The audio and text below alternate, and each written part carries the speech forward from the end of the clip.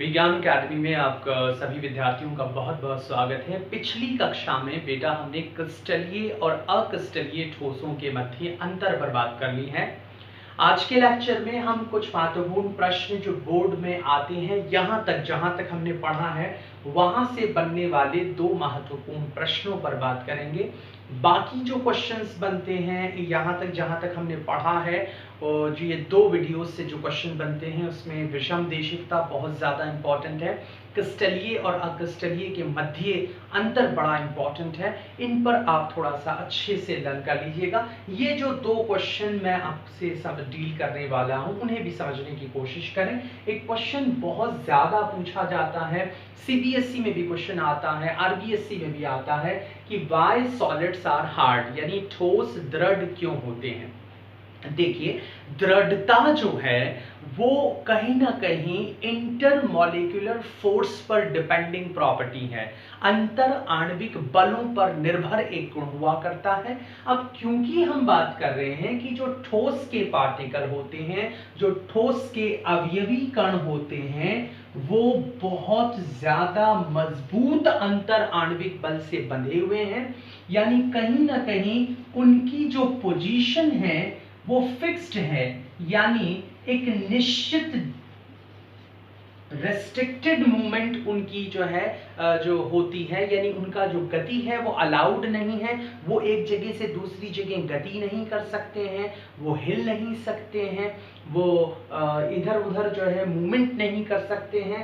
केवल और केवल क्या अलाउड हो सकता है कि वो अपनी माध्य स्थिति पर दोलन कर सकते हैं। इसके अलावा उनको जो है अलाउड नहीं है कि वो गति करें, और इसी प्रॉपर्टी की वजह से वो क्या माने जाते हैं, हार्ड माने जाते हैं। दो तीन चीजें याद रख लीजिएगा। उनकी जो स्थिति है वो फिक्स्ड होती है, वो गति नहीं कर सकते हैं, केवल माध्य स्थिति पर दोलन कर सकते हैं, इसलिए वो क्या होते हैं, दृढ़ होते हैं, हार्ड होते हैं।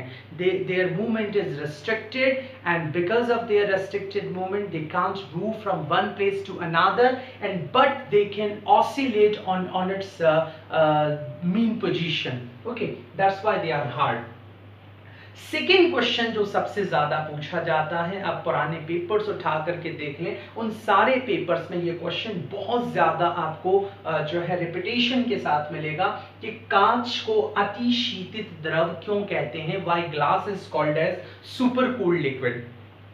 इसी को थोड़ा सा बदल करके पूछा जाता है कि पुराने कांच किनारों से मोटे और मध्य से पतले क्यों होते हैं, why glasses are thick at the corner and they are thin at the middle of the glass or the top of the glass, यानी जो किनारे हैं वहां से मोटे होते हैं और जो मिडिल पोर्शन है या जो ऊपर का पोर्शन है वो थोड़ा सा पतला होता है। ऐसा क्यों होता है, इसे समझने की जरूरत है। देखिए, जो कांच है ना, इस कांच को हमने किस कैटेगरी में रखा है, इसे हमने अक्रिस्टलीय ठोस माना है, यानी इसे हमने एमॉर्फस सॉलिड माना है।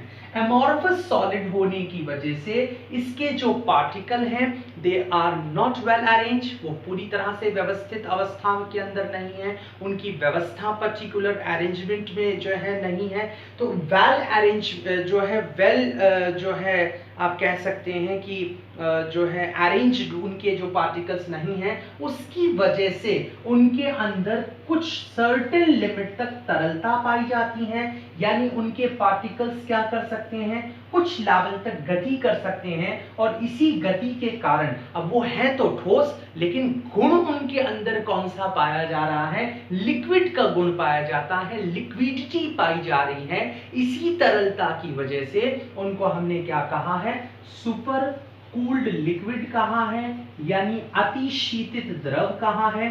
और सबसे बड़ी बात यह है कि इसी प्रॉपर्टी की वजह से वो मूवमेंट करेंगे और नीचे की तरफ आ जाएंगे। इस वजह से जो किनारे होते हैं वो किनारे क्या हो जाएंगे, मोटे हो जाएंगे, और जो मध्य स्थान है या टॉप की पोजीशन है वो कैसे हो जाएंगे, पतले हो जाएंगे।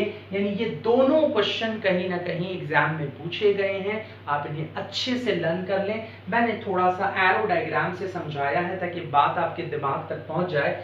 कांच को हमने क्रिस्टलीय ठोस माना है, तरलता का गुण होता है, पार्टिकल गति कर सकते हैं, इसलिए सुपर कूल्ड लिक्विड कहते हैं। और इसी तरलता के कारण वो जो पार्टिकल्स हैं वो कहीं ना कहीं नीचे की तरफ डाउनवर्ड फ्लो करेंगे, इस वजह से किनारे मोटे हो जाएंगे और ऊपर से पतले रहेंगे। आई होप बात आपको समझ में आ गई होगी।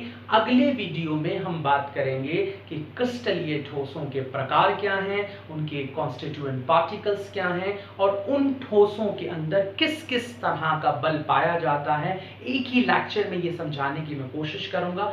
और ये छोटे छोटे वीडियोस इसलिए बनाता हूं ताकि आप आराम से इन बातों को समझ लें, 5-10 मिनट में बात समझ में आ जाए। एक दिन में अगर एक बात भी आपके दिमाग तक पहुंच गई तो आई होप मेरा ये वीडियो बनाना कामयाब होगा, आपका देखना कामयाब होगा।